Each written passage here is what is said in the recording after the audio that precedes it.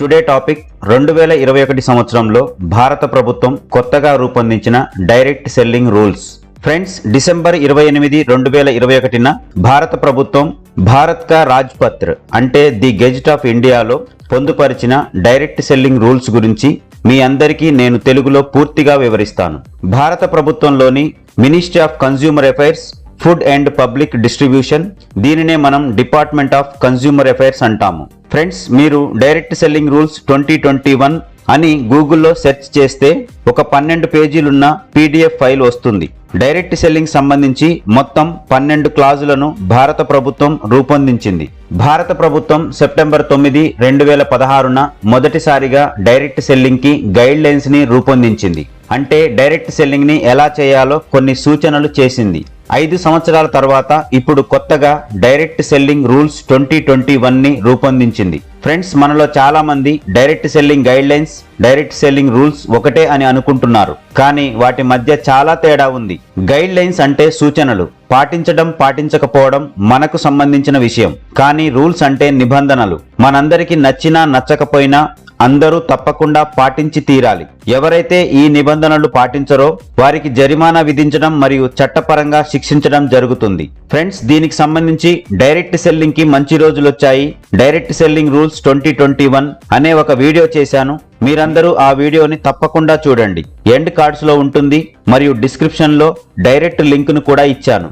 Okay friends, మనం late చేయకుండా direct selling rules 2021 ఏమిటో వివరంగా తెలుసుకుందాం. ఫ్రెండ్స్, మీరు చేయాల్సిందల్లా ప్రతి స్లైడ్ ని జాగ్రత్తగా గమనిస్తూ ఒక్క పాయింట్ కూడా మిస్ అవ్వకుండా వీడియోని చివరి వరకు చూడండి. డైరెక్ట్ సెల్లింగ్ రూల్స్ 2021 మొత్తం 12 పేజీలుంటుంది, 12 క్లాజులను కలిగి ఉంటుంది. అవేంటో వరుసగా చూద్దాం. First clause short title and కమిన్స్మెంట్ అంటే శీర్షిక మరియు ప్రారంభం. Second clause scope and applicability అంటే పరిధి మరియు అనువర్తించడం. థర్డ్ క్లాజ్ డెఫినేషన్స్ అంటే అన్ని పదాలకు నిర్వచనాలు ఉంటాయి. ఫోర్త్ క్లాజ్ లో duties of direct selling entities అంటే ప్రత్యక్ష అమ్మకాలు చేసే సంస్థల యొక్క విధులు. ఫిఫ్త్ క్లాజ్ లో registration of direct selling entities అంటే ప్రత్యక్ష అమ్మకాలు చేసే సంస్థల రిజిస్ట్రేషన్ గురించి పూర్తి వివరాలుంటాయి. సిక్స్త్ క్లాజ్ లో మ్యాండేటరీ మెయింటెనెన్స్ ఆఫ్ రికార్డ్స్ అంటే డైరెక్ట్ సెల్లింగ్ చేస్తున్న కంపెనీలు తప్పకుండా మెయింటైన్ చేయాల్సిన రికార్డుల గురించి వివరాలుంటాయి. సెవెంత్ క్లాజ్ లో obligations of direct selling entities and direct seller అంటే డైరెక్ట్ సెల్లింగ్ కంపెనీ యొక్క బాధ్యతలు, అలాగే డైరెక్ట్ సెల్లర్స్ యొక్క బాధ్యతలు కూడా ఉంటాయి. ఎయిత్ క్లాజ్ లో additional obligations of direct seller అంటే డైరెక్ట్ సెల్లర్ యొక్క అదనపు బాధ్యతలు ఇందులో వివరిస్తారు.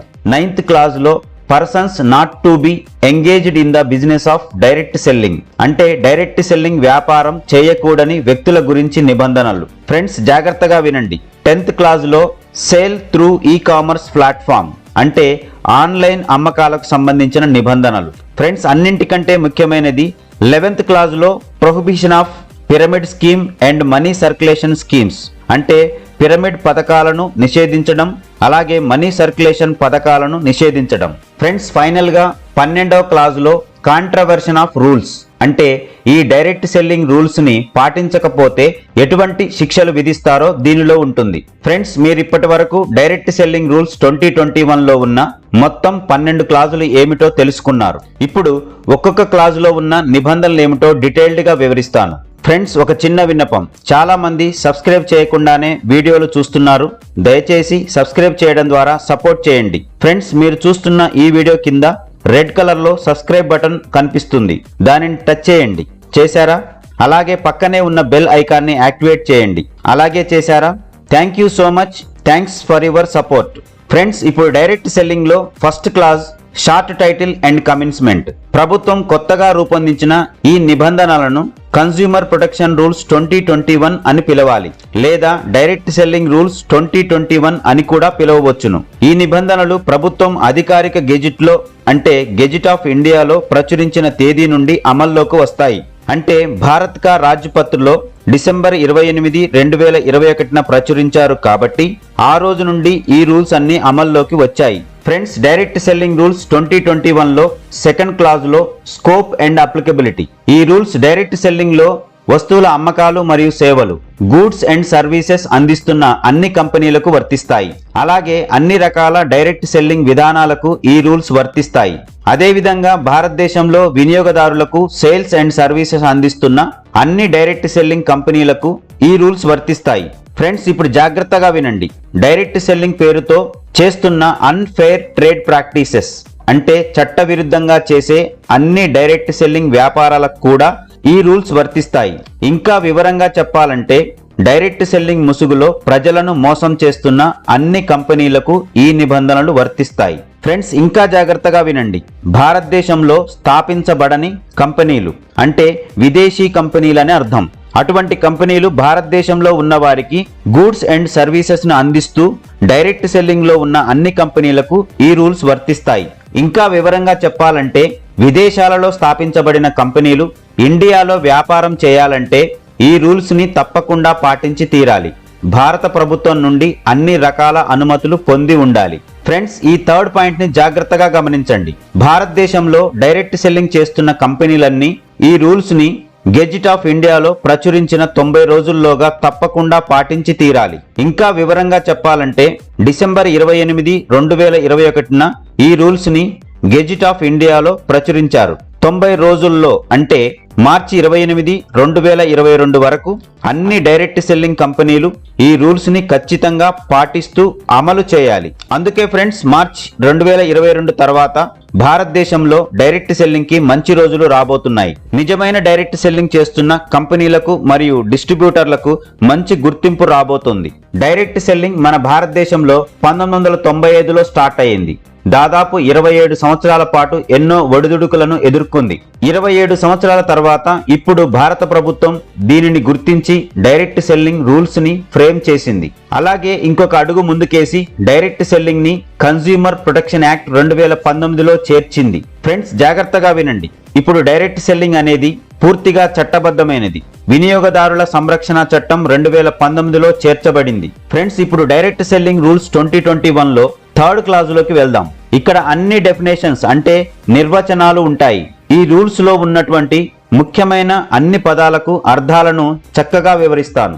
ఫ్రెండ్స్, మొదటగా యాక్ట్ అంటే చట్టం. The consumer protection act 2019. దీనినే తెలుగులో వినియోగదారుల సంరక్షణ చట్టం 2019 అని పిలుస్తారు. కన్స్యూమర్ అంటే వినియోగదారుడు. దీని యొక్క పూర్తి అర్థాన్ని కన్స్యూమర్ ప్రొటెక్షన్ యాక్ట్ 2019 నుండి తీసుకున్నారు.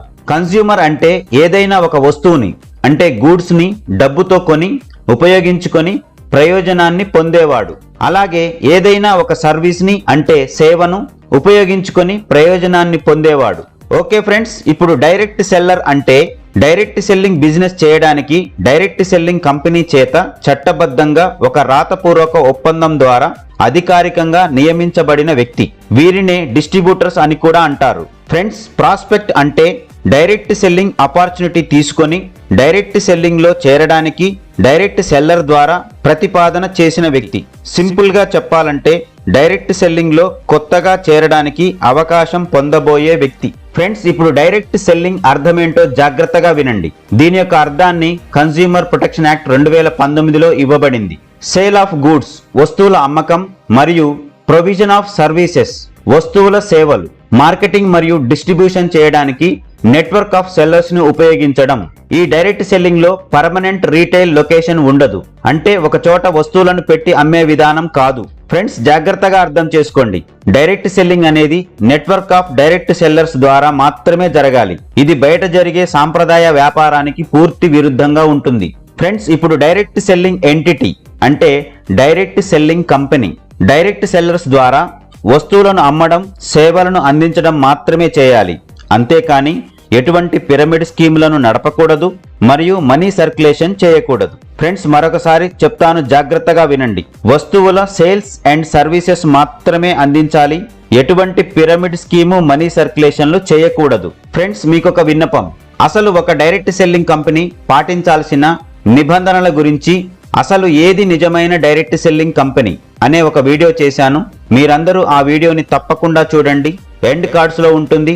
అలాగే డిస్క్రిప్షన్ లో వీడియో లింక్ కూడా ఇచ్చాను. ఓకే ఫ్రెండ్స్, పిరమిడ్ స్కీమ్ అంటే ఏమిటో ఇప్పుడు చూద్దాం.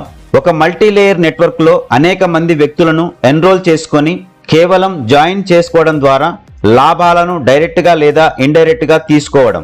ఒకరు కొంతమందిని చేర్పించడం, వారు మరికొంతమందిని చేర్పించడం, ఇలా కేవలం జాయిన్ చేయడం ద్వారా ఒక పెద్ద మల్టీ లెవెల్ నెట్వర్క్ ని క్రియేట్ చేస్తూ కేవలం కొద్ది మంది మాత్రమే బాగుపడేలా, కింద ఉన్న అనేక మందిని నష్టపరిచేలా చేసేది పిరమిడ్ స్కీమ్. ఈ పిరమిడ్ స్కీమ్ లో కేవలం జాయినింగ్స్ మాత్రమే ఉంటాయి, ఎటువంటి సేల్స్ సర్వీసెస్ ఉండవు. ఫ్రెండ్స్, ఇటువంటి పిరమిడ్ స్కీములను ప్రభుత్వం పూర్తిగా నిషేధించింది. దయచేసి ఇటువంటి పిరమిడ్ స్కీములలో మీరు చేరకండి, ఎవరిని చేర్పించకండి. పిరమిడ్ స్కీములను నడిపించే సంస్థలు మరియు వ్యక్తులపైన భారత ప్రభుత్వం మార్చి 2022 తర్వాత కఠినమైన చర్యలు తీసుకోబోతోంది. జాగ్రత్త పడండి. ఫ్రెండ్స్, ఇప్పుడు మనీ సర్క్యులేషన్ స్కీమ్ అంటే ఏమిటో చూద్దాం. The prize chits and money circulation schemes banning act ని 1978 సంవత్సరంలోనే భారత ప్రభుత్వం రూపొందించింది. కష్టపడకుండా త్వరగా సులువుగా పెద్ద మొత్తంలో డబ్బు సంపాదించవచ్చని ప్రచారం చేస్తూ అనేక మందిని మెంబర్షిప్ ఫీ లేదా అడ్మిషన్ ఫీ పేరుతో చేర్చుకుంటూ మల్టీ లేయర్ నెట్వర్క్ ని నిర్మిస్తూ ఒకరి డబ్బును మరొకరు పంచుకుంటూ అనేక మందిని మోసం చేయడమే మనీ సర్క్యులేషన్. దీనిలో కేవలం డబ్బు మాత్రమే సర్క్యులేట్ అవుతుంది, ఎటువంటి సేల్స్ సర్వీసెస్ ఉండవు. అమాయకపు ప్రజలను మాయమాటలతో మోసం చేస్తూ పెద్ద మొత్తంలో ఇన్వెస్ట్మెంట్ అంటే పెట్టుబడులు పెట్టిస్తారు.